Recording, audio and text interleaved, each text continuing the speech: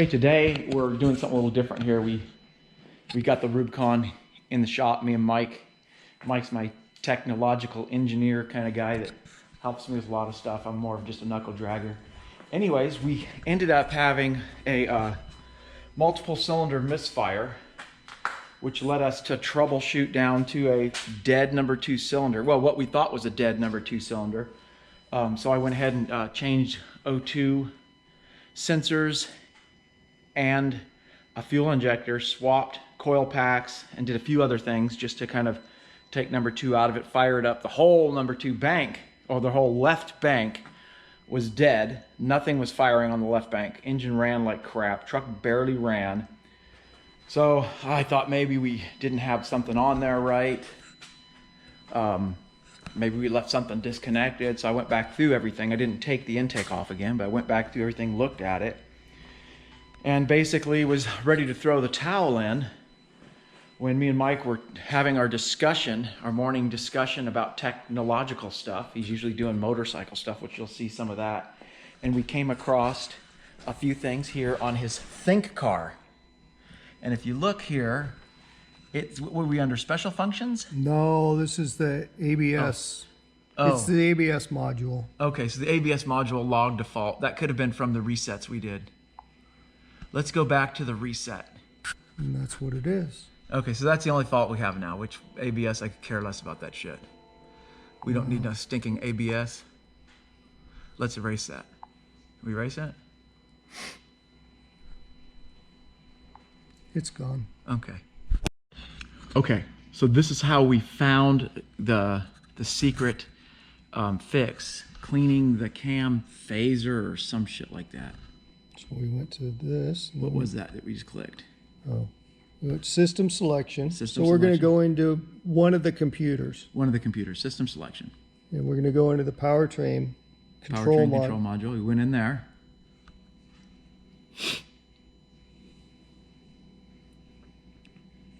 And we basically found this just by picking away at it, right? We had to go, well, to do this, we had to pay $50 to Chrysler, the commies. And then we're going to go, now we're in the PCM module here. And we're going to go into special functions.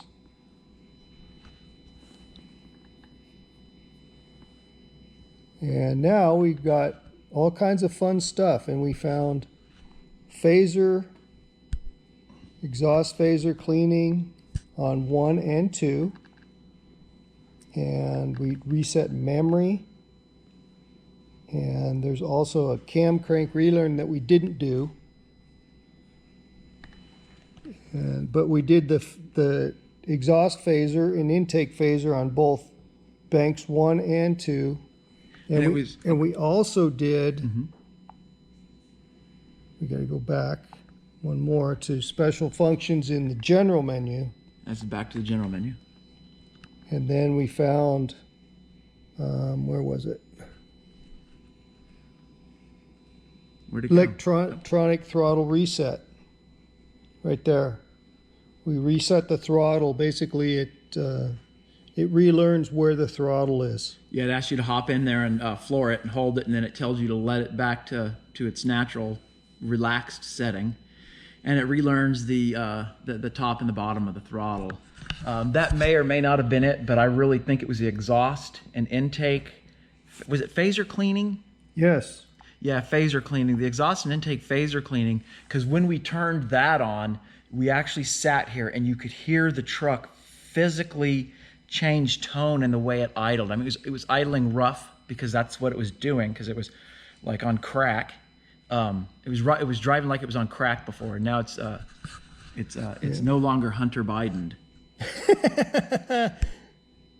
Back into this. This is these phaser cleanings. Yep, phaser cleaning. So the phaser cleanings, so far, we haven't driven it. We're going to go on a test ride right now. But so far, the phaser cleanings have fixed the problem at idle. Because it would idle through its open loop, and once it tried to go to closed loop, one bank would go open and one bank would stay closed, and it would idle rough. At just idling. So we idled it for quite a while and it seems to be fine. We're going to close the hood, hop in that bad boy and take it for a ride, and maybe we'll take you along with us. Okay, so here we are on the test ride. And look at this, is the long term 0. Freaking awesome. Let's look at 2. It's running Long good, term, too. it hasn't come back yet. 0. That's freaking awesome. Closed loop. Shit. Oh my God. If this thing's working, I think it is, Mike. I'm just freaking in. This blows me away. Yeah. Well, so far we're about an 1/8 mile from the house and it's fixed, so we'll get back with you. It's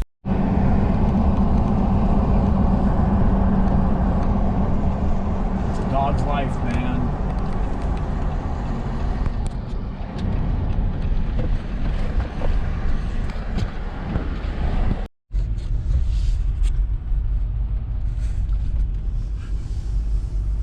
This is one thing I wanted to look at too, was the See what's going on down here at the satellite. Oh, it's a pretty busy day at the satellite man cave.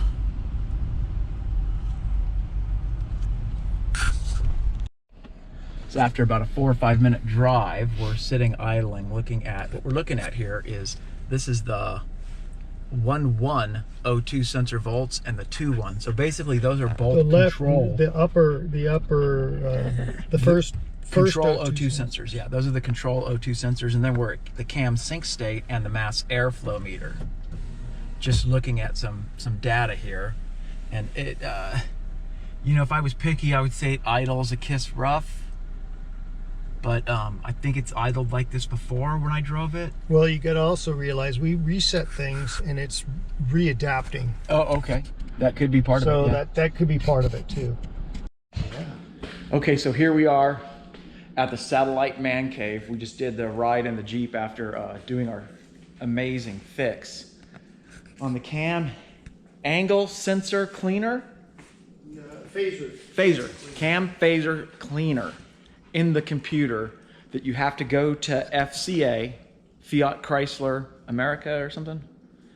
Gateway. Yeah, you got to go through their secure gateway because it's a 2020. They changed all that. So you can't just get in the computer and start changing things unless you get their secure gateway code, which was a handful in itself. We had to contact customer support at ThinkCar, which we have to give them kudos because they actually didn't just say, well, you know, we can't do nothing. They worked with us. They communicated back and forth, and they got it figured out. We're not too sure exactly what they did because when we first did our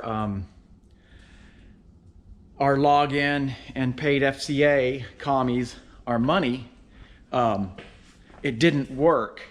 So whatever they did it and they made it work.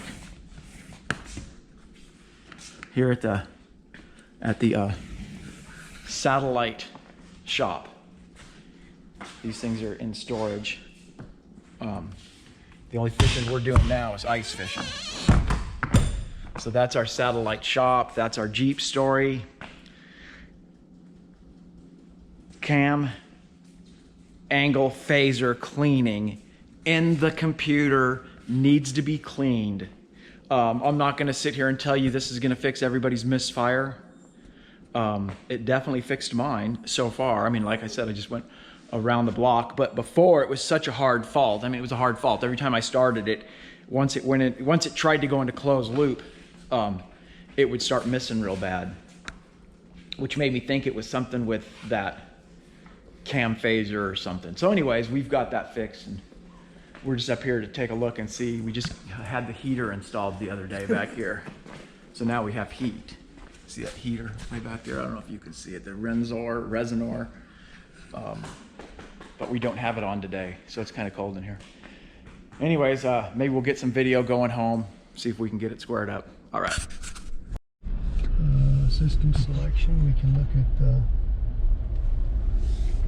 where is it?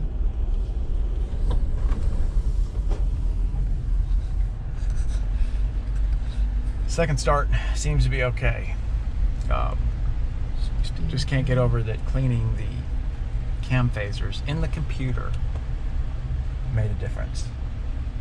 It's crazy. Save yourself a trip to the dealer. I wonder what they would have charged. Because I didn't get the extended warranty. I just got the 3-year, 36,000 mile. So we'll see what's up.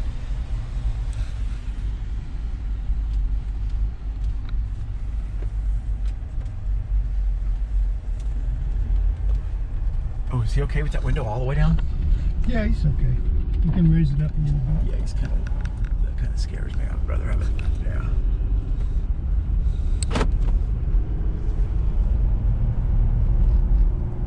No check engine light, no auto start light. And that was the first thing I noticed. I was in the gym and it was really cold that morning, and you know, I like to fire my car up when the heat seat comes on and the heater comes on. I don't know how all that works, but it happens and it's pretty awesome. Go to fire it up, it beep beep, started and then turned right off. That was when I first noticed it, and I didn't have any check engine light at that point in time. So that's another thing I need to do, is check to make sure that auto start stop function works. Well, you should be able to do that right now, right? Well, it didn't auto stop. That's one thing it didn't do. That's weird. You're completely good. Yeah. So we got to check that still to make sure it remote starts, not auto starts. Oh. And it should be auto stopped right now, which is weird. It didn't auto stop because it'll turn the engine off when you stop. But then sometimes it doesn't if you hit the brakes a couple times pulling up. Super not consistent on that. Always has been. But if that stops working, I don't care. That's 6 of one, half a dozen of the other. I turn it off sometimes. Usually I don't, but whatever. It is what it is. Anyways, still, no check engine lights, no faults. We're looking good.